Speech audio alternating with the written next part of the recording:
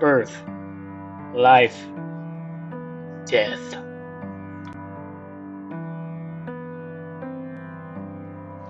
Artists throughout time have worked to not just show the world as we see it, but also convey deeper messages such as feelings, beliefs, and even things unknown to us. This idea of both representational and abstract art is what has inspired so many artists to want to explore sharing those deeper meanings with others.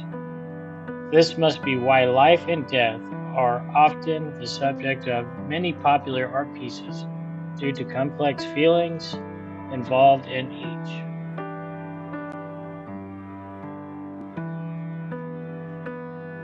Take, for example, Leonardo da Vinci, who created his work called Embryo in the Womb. While at first it may seem like just a sketch to practice anatomy, the elements he uses in this drawing tell us more. Da Vinci, born and raised in the Renaissance, was encouraged, like many artists of the time, to further study and understand concepts such as space, proportions, and the human body. Before this time period, drawings were not seen as an art form in themselves, but more as a tool to start an idea before building on a more detail with a different medium. It seems fitting that the beginning of life is being depicted by what was for the longest time seen as the beginning of art with a sketch. Although composed of lines, we can still see the texture of this piece by the roughness or smoothness of the lines themselves.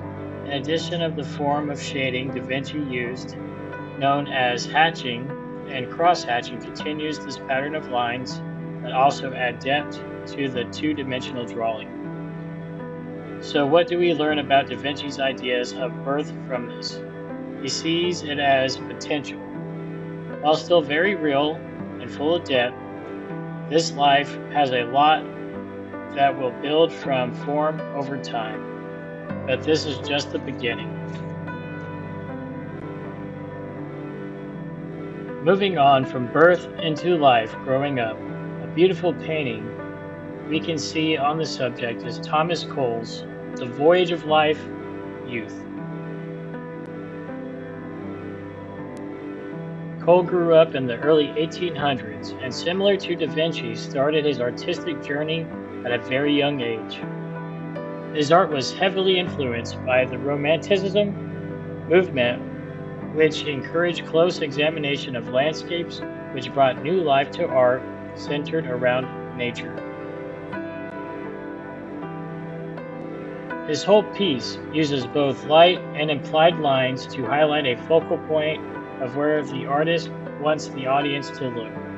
We see a bright white castle in the sky, and every other element points directly to it. The river, the tree line, and even the man and angel draw your eyes along a path leading to this castle. So what does this tell us about the message Cole is trying to share about life? I believe he is trying to show us that the path of life is a long journey. We can see some of the path, but it is not all clear. Our life may go through many twists and turns, but it always leads to the same ending, which is death.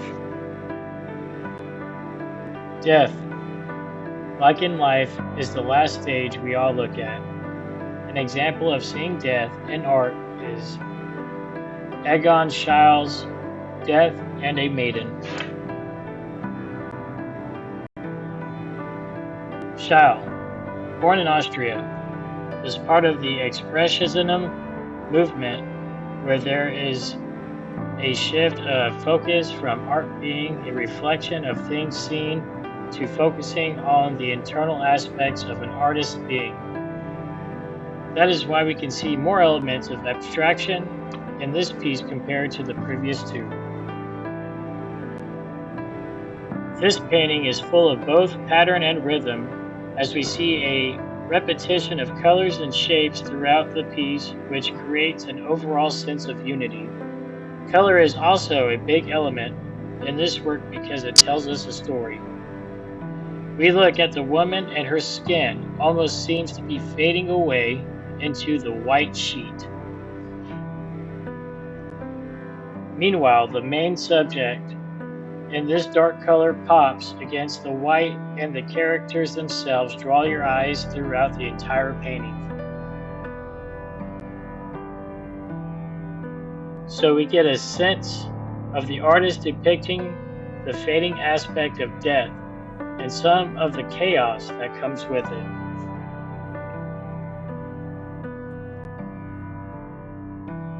Each of these artists show that these complex subjects of birth, life, and death create different emotions and feelings within each of us. This allows us to see that art created depicting these subjects is just as unique as life itself.